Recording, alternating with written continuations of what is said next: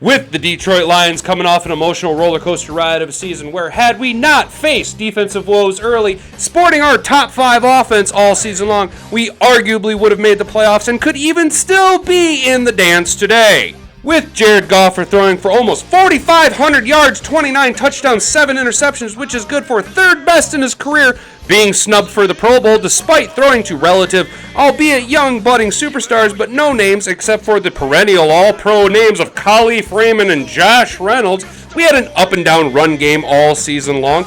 And not for nothing, but our right guard position was a rotating cast of characters. Don't expect to see Evan Brown next year. Jared Goff still managed to be probably the 2nd best quarterback in the NFC. And for the backstretch of the season when Jalen Hurts was injured, Jared Goff was the best quarterback in the NFC, bar none. So throwing to a 2nd-year wide receiver in Amon-Ra St. Brown, a prove-it contract DJ Shark, a coming off a torn ACL injury Jameson Williams, and oh yeah, let's not forget Khalif Raymond and Josh Reynolds, perennial All-Pros, while trading away what I was told was the greatest tight end in the history of the team. Okay, Jared Goff is still able to amass the 3rd best season stat line of his entire career. 4,438 yards, 29 touchdowns, 7 interceptions while sporting a 99.3 quarterback rating. And yet you apostles of the Church of Malik Willis are just hell-bent on replacing Jared Goff and burning a 1st-round pick on a project quarterback. Has Jared Goff in the last 2 seasons taught you nothing? So let's take a look at all the prospects in the 2023 draft class that y'all are just hell-bent has to be the face of the franchise and we gotta burn a 1st-round pick on. And I'll explain to you why that's stupid.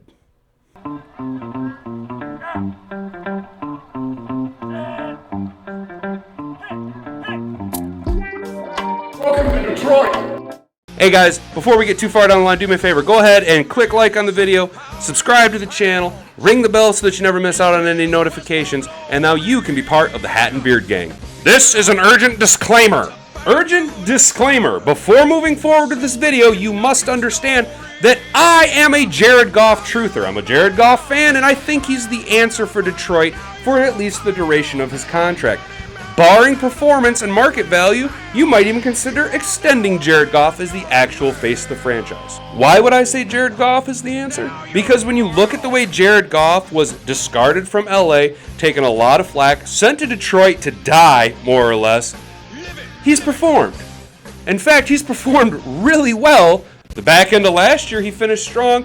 Yeah, he struggled at the beginning of this year a little bit. Our offense was still a high-octane Goffense that it is today, but he was turning the ball over a little bit. But the back 2/3 of the season, Jared Goff, again, was playing elite. He was probably the 2nd and at times the best quarterback in the NFC. I don't know why he got snubbed from the Pro Bowl, probably because he plays in Detroit. But the grit, the redemption arc, and the story of Jared Goff coming here as a discarded, broken down, he can't do anything without Sean McVay. You know, coming here to Detroit and being part of this complete overhaul and rebuild with MCDC, with Brad Holmes, with Sheila Ford, being part of the mix, I think is crucial and I think is a key part of how our team is changing it around because we added a Jared Goff. We added a guy who has a chip on his shoulder and something to prove. We didn't go out and we didn't draft a guy and put a bunch of pressure on him to turn the franchise around and screw up his head, turn him into Jamarcus Russell, for Christ's sake. But some of you are still hell-bent on burning a 1st-round pick on a quarterback and forcing Ben Johnson to completely rebuild an offense and retool it for a different type of quarterback that he hasn't been used to dealing with. Our offense is designed for Jared Goff. All we have to do is add pieces. Why would you go out and get an entirely different style of quarterback that you have to completely revamp the offensive game plan for when you already have someone in-house who clearly is effective, who clearly can win you games, and who can clearly put up elite numbers? So with that being said, let's take a look at potential replacement quarterbacks for the Goffense, because a lot of you just refuse to acknowledge the fact that a quarterback in the 1st round is not the right choice.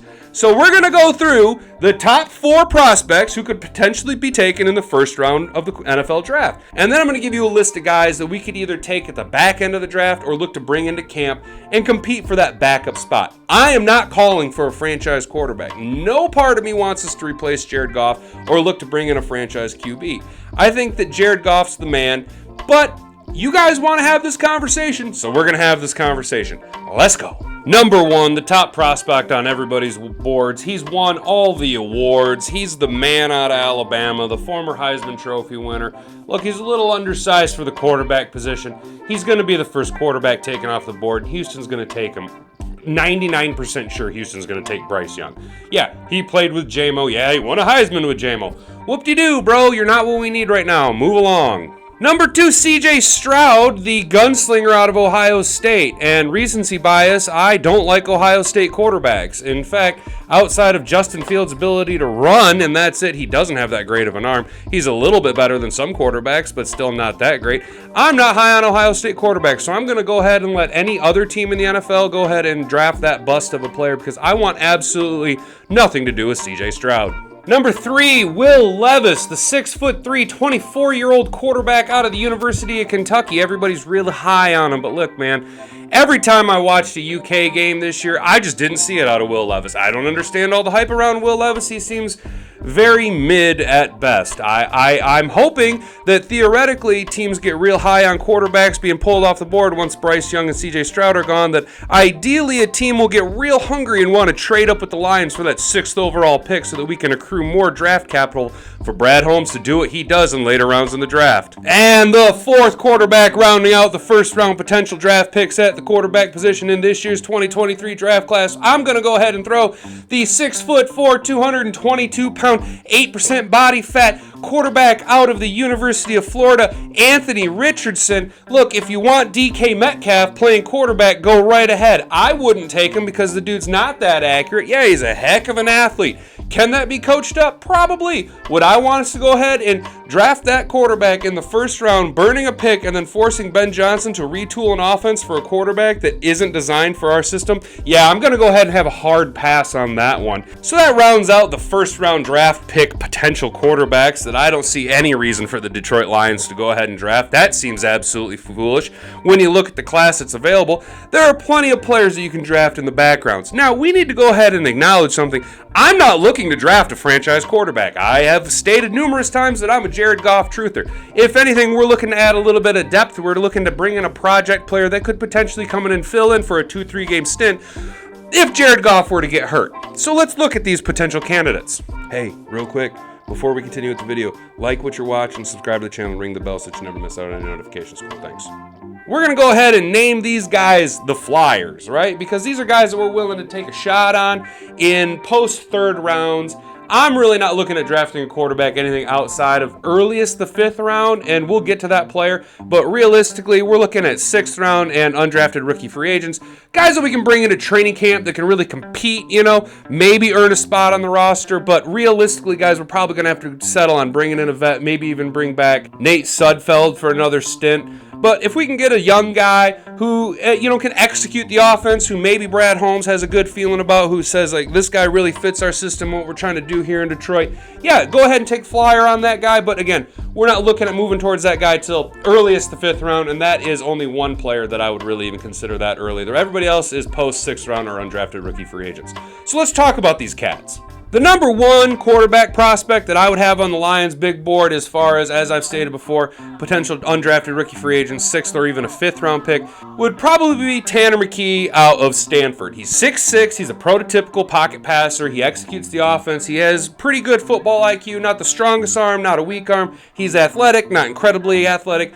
He's essentially a Jared Goff clone, man. So if you're looking to draft a player that can come in and do the things that Goff does in the offense that's tailored for Jared Goff, I think Tanner McKee's your guy. But again, I'm not willing to draft him earlier than the 6th round, and I mean middle of the 6th round. You look to hope that these guys slide out and be an undrafted rookie free agent. The next guy on my list is the only guy I'd be willing to draft earlier than the 6th round, and that's going to be Hendon Hooker. Look, I know you guys are going to, oh, well, Hat, he's old, but Hat, he's got a torn ACL. Yeah, I know. He's also faced a tremendous amount of adversity in his collegiate career. He probably has now realized that with his age and the injury, the odds of him being a starting quarterback in the NFL, a superstar quarterback in the NFL, are slim to none. Yeah, it could happen. Look at Brock Purdy. But I think Hendon Hooker needs to realize that when you take into account the ACL rehab that he's going to have, the fact that he's an older collegiate quarterback, he'll be 25 years old come the start of the rookie season. look, he's probably going to be made to be a backup quarterback. And why not Detroit? He's got an arm,